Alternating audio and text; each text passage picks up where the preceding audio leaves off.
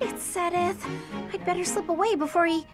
Ah, I see you are indulging in a bit of reading. You are fond of books, I take it?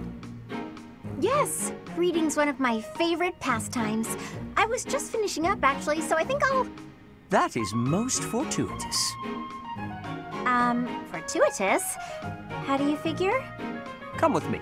I have a story to share with you.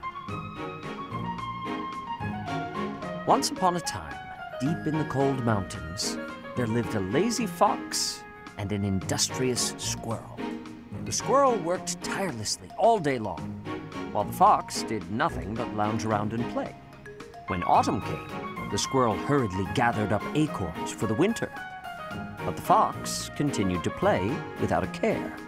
A biting winter fell upon the land. The mountains, caked in snow, concealed all nourishment from sight. The hungry fox went to the squirrel's dwelling, but the squirrel had locked up tight and gone to sleep. Every so often, the squirrel would wake, enjoy a nibble of an acorn, and then return to an easy slumber. The fox, on the other hand, with nowhere else to turn, was forced to scrounge for food in the bitter cold of the forest.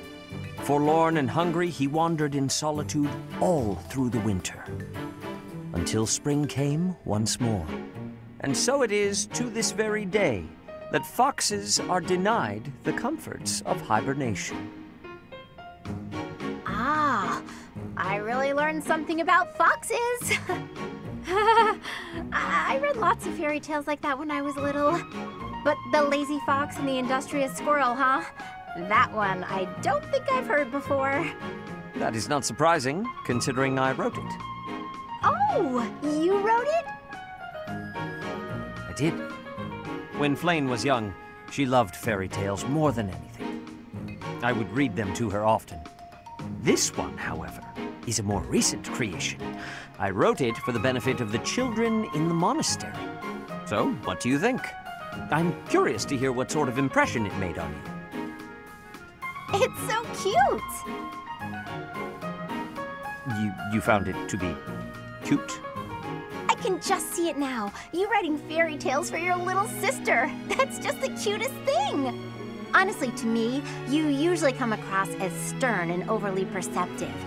But now I know you have a sweet side, too. I feel like I'm seeing you in a whole new light. That is not what I was hoping to hear.